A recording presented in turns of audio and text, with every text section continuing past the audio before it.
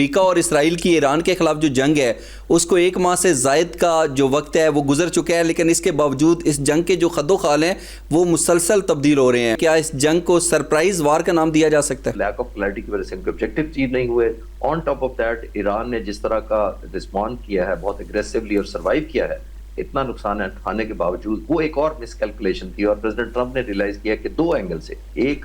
کہ ایک ریجنلائز ہو گئی ہے پوری جنگ جو وہ میرا خیال ہے کیلکولیٹ نہیں کر پائے تھے، اور دوسرا انہوں نے دیکھا ہے کہ یہ اسٹیٹ آف ہارموز کا کنٹرول وہ توقع نہیں کر رہے تھے کہ ایران اتنا افیکٹولی مینٹین کر لے گا، تو اسی لیے آپ کو ایک ایلیمنٹ آف ڈس اپوائنٹمنٹ نظر آتا ہے۔ تھوڑی دیر پہلے شفٹنگ سائنس کا ذکر کر رہے تھے آپ نے، امریکی صدر ڈونلڈ ٹرمپ کے مختلف قسم کے جو بیانات تھے ان کا ذکر بھی کیا، بیانات بدلتے ہوئے نظر آتے ہیں، تو کیا اس کے اوپر جو امریکی اسٹیٹ ڈپارٹمنٹ ہے ان کی بھی یہی سوچ ہے، یہی پالیسی ہے؟ دیکھیے بنیادی طور پر نتن یاہو ہیں سارے کے سارے، آلدو میں پھر کاؤنٹر بعد میں کروں گا اس نیریٹو کو، لیکن ایک آسپیکٹ یہ ہے کہ نتن یاہو ہر آنے والے صدر کو پچھلے 20 سالوں سے یہ کنونس کرنے کی کوشش کرتے رہے ہیں کہ آپ اس طرح کا ایک آپریشن کریں۔ جیسے ابھی آپ نے نیتن یاہو کا ذکر کیا اور آپ نے کہا کہ اسرائیل کے اندر وہ قائل کرتے رہے کہ کوئی امریکی صدر ایسا ہو جو ہمارے مفادات کے لیے ایک قدم اٹھائے یا ہماری بات مان جائے، لیکن کوئی نہیں مانا۔ ایپسٹین فائل کے حوالے سے بھی امریکی صدر ڈونلڈ ٹرمپ کا نام آ رہا تھا، تو آپ کی نظر میں نیتن یاہو نے ڈونلڈ ٹرمپ کو ایران کے اوپر حملہ کرنے کے لیے قائل کیا ہے یا بلیک میل ہوئے ہیں؟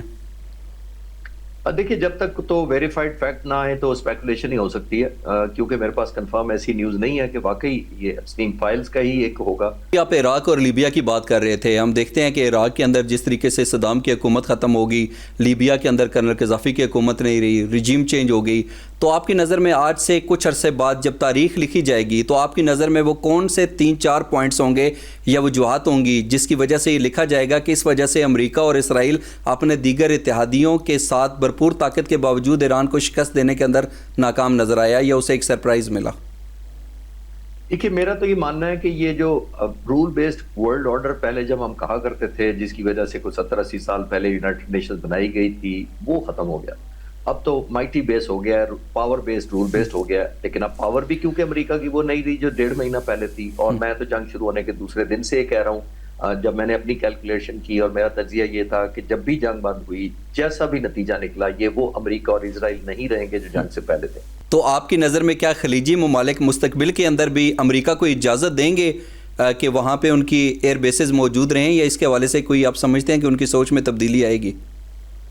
کونل صاحب میں یہاں تک تو کہہ سکتا ہوں کہ ریئلزم تو ضرور آئے گا، ریئلائزیشن ضرور آئے گا۔ اب ڈیسیژن کیا ہونا ہے وہ 2 چیزوں پر ڈیپینڈنٹ ہوگا۔ نمبر 1 کہ یہ کاسٹ جو ابھی ہے اس کی یہ کتنا برداشت کرتے ہیں، نمبر 2 دوسرا ان کے سٹیک امریکہ کے ساتھ کس حد تک سیریس ہیں، یعنی ان کے پیسے وہاں کے بینکوں میں پڑے ہوئے ہیں، کتنی ڈیپینڈنسی ہے، کوئی کانٹریکچوئل ایگریمنٹ کیا ہے، ان کی کمپنسیشن کیسے دیتے ہیں، تو یہ ایک ایلیمنٹ ڈکٹیٹ کریں گے کہ یہ ان کے امریکہ کے شیڈو سے یا انفلوئنس سے یا ان کی ڈومیننس جو اپنے ایریا میں انہوں نے رکھی ہوئی ہے انڈائریکٹلی بیسس کی شکل میں، اس سے نکل سکیں گے کہ نہیں۔ تو امریکہ کی طرف سے جب بیانات ہوتے تھے تو ہم نے دیکھا کہ جنگیں رک جاتی تھیں، لیکن ابھی ایران کے ساتھ جو کچھ ہوا ہے، آپ سمجھتے ہیں کہ وہ جو ایک لفظ ہم استعمال کرتے ہیں بھرم کا یا ٹہکا، وہ امریکہ کا ختم ہو گیا؟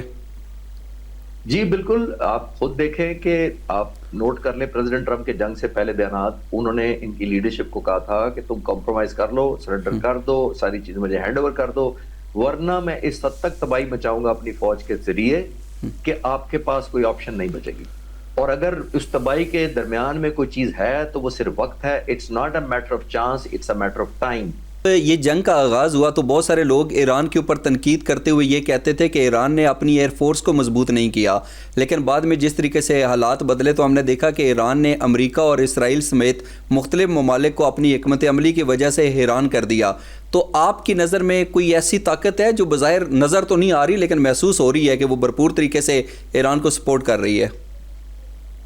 دیکھیے میں بھی اپنے تجزیے کے مطابق یہی سمجھتا تھا اور سمجھتا ہوں کہ ان کو ایئر فورس مضبوط کرنی چاہیے تھی، اتنی کمزور نہیں ہونی چاہیے، لیکن پھر جب میں ایران کی وکالت کرتا ہوں تو مجھے یہ سمجھ آتی ہے کہ دیکھیے ایئر ڈیفنس سسٹم انہوں نے شروع میں ناک آؤٹ کر دیا، ایئر فورس چلتی ہے ڈیفنس سسٹم پر نمبر 1، پھر اگر آپ جہازوں کے رن وے سارے جو جن سے اس نے ٹیک آف کرنا تھا ایئر بیسز ان کو تباہ کر دیا، اگر ہوتے تو ان کی ایئر فورس گراؤنڈ ہو جاتی۔